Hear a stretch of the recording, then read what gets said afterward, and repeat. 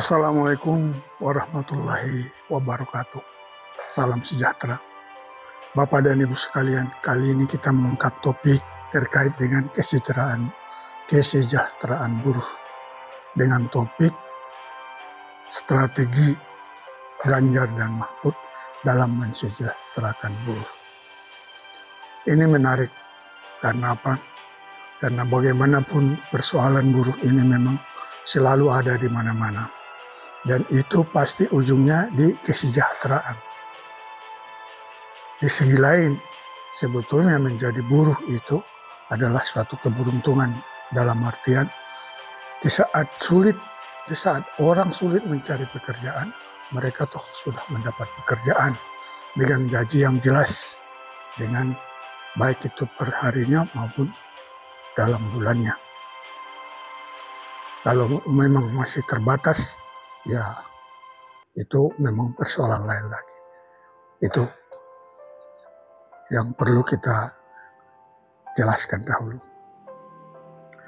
Jadi sebetulnya bagaimana kita melihat kesejahteraan buruh ini, itu memang ujung-ujungnya adalah di pendapatan pemerintah, di kekuatan APBN. APBN ini adalah bisa mengklasifikasi negara itu miskin, menengah, kaya. Nah, APBN kita itu pada 2014 itu masih 1.660 triliun. Dan kita bersyukur sekarang kita sudah mencapai APBN 2024 itu sudah akan disahkannya, sudah mencapai 3.300 sekian puluh triliun. Suatu peningkatan yang sungguh luar biasa. Bagi kita mensyukuri itu ya. Sehingga orang beranggapan Indonesia itu sebetulnya sudah middle income, sudah negara yang berpendapatan menengah. Tetapi itu terpulanglah karena yang bersemangat itu ada yang bilang bahwa rakyat Indonesia itu akan masuk berpenghasilan menengah itu sebanyak 115 juta atau 40 sekian persen. Tetapi ada yang moderat bilang ya sekitar 56 juta atau sekitar ya 21%. Nah, menjadi perhatian kita adalah bahwa negara seperti kita ini akan berkembang kalau para investor masuk. Para investor itu jelas akan melihat dia untung nggak membuat usaha di sini. Dari segi kemudahannya, dari segi macam-macamnya termasuk upah buruhnya dan produktivitasnya itu. Katakanlah misalnya gaji buruh di kita setara UMR. Tetapi produktivitasnya sangat di bawah standar. Misalnya ya, itu yang kita dengar. Nah, tetapi apapun itu masalahnya, yang jelas setiap negara di kawasan ini pasti membuka karpet merah untuk datangnya para investor. Dan kita pada pemerintahan Joko Widodo ini sudah memberikan karpet merah kepada pengusaha. Kalau kata menterinya itu, menteri investasi kita, Bahlil Lahadalia, investor yang datang itu betul-betul dikawal sehingga dia tidak jatuh ke tangan para calo-calo. Sehingga mereka betul-betul to the point, di mana tanah yang dia akan bangun, di situ artinya dipastikan bahwa mereka akan dapat membuka bisnisnya di sini dengan senang hati, dikawal. Kita syukur itu sudah terjadi.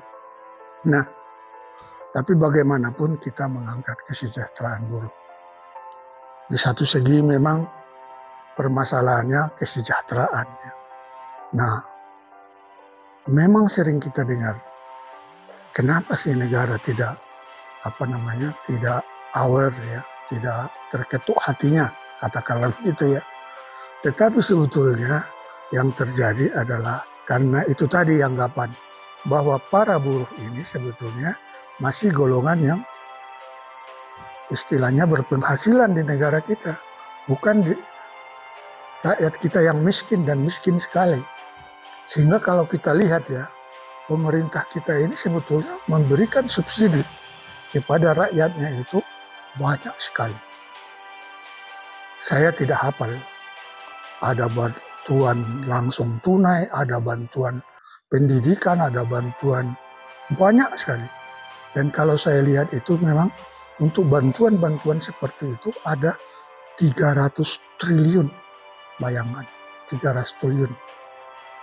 Nah, belum lagi subsidi dari BBM yang kita kenal sekarang. Jadi sebetulnya negara kita juga dengan sungguh-sungguh meningkatkan ekonomi warganya agar tidak terjebak pada jerat kemiskinan itu. Kita sangat apresiasi itu. Dan itu kita rasakan ketika kemarin terjadi COVID itu, kita selamat dari hal-hal seperti itu. Nah, masalahnya bagaimana mensejahterakan buruh ini? Nah, ini ternyata memang terlihat dari pengalaman Pak Ganjar Pranowo sendiri ketika masih menjadi gubernur di Jawa Tengah. Apa yang menarik itu? Dari pengalaman beliau ini, beliau menjanjikannya. Artinya, ada dua hal yang dijanjikan pada buruh. Dia mau duduk bersama, mendengarkan apa keluhan buruh, dan apa yang bisa dibantu oleh pemerintah di satu sisi. Ya toh? Tetapi dengan ada suatu istilahnya juga koridor bahwa kita memikirkan kesejahteraan para buruh, tetapi juga memikirkan kelangsungan perusahaan itu. Jangan kita istilahnya buruhnya sejahtera, perusahaannya bangkrut. Ya tidak layak. Artinya harus win-win solution.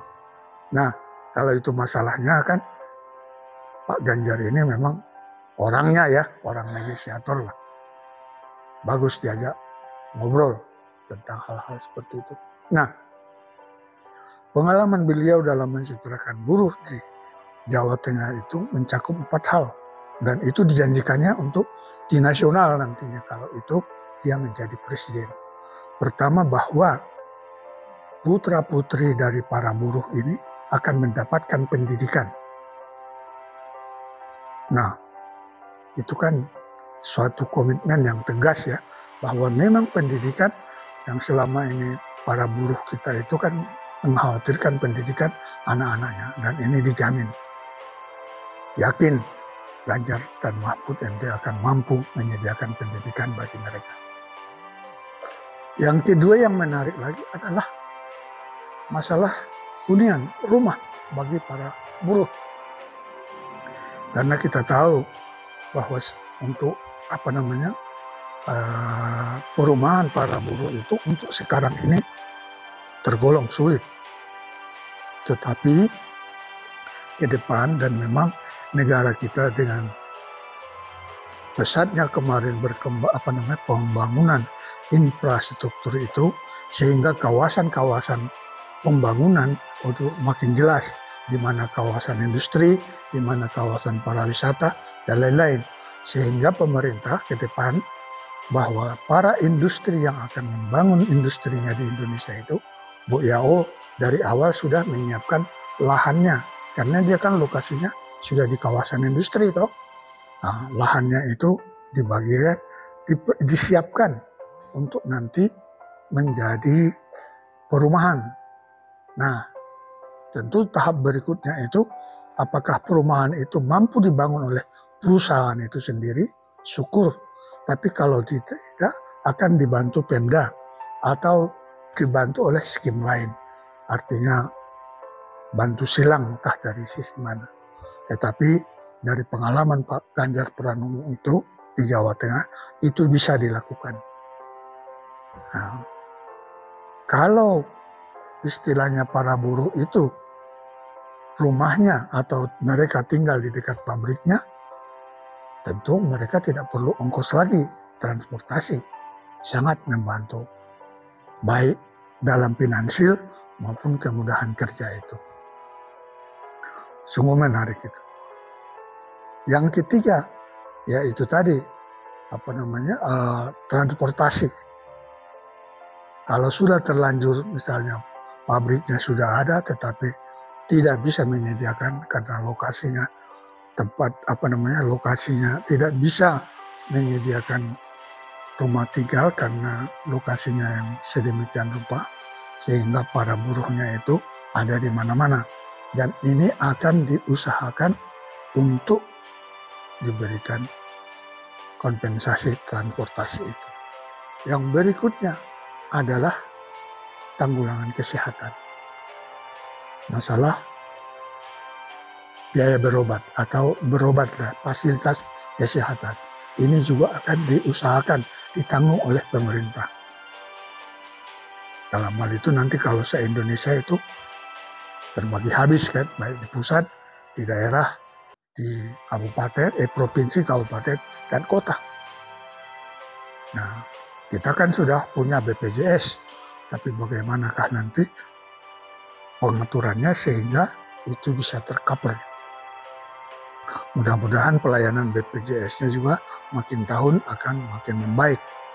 Kalau selama ini kan istilahnya itu kapok di pelayanannya ya, yang begitu sebetulnya cara yang mudah, tapi kok kalau dilakoni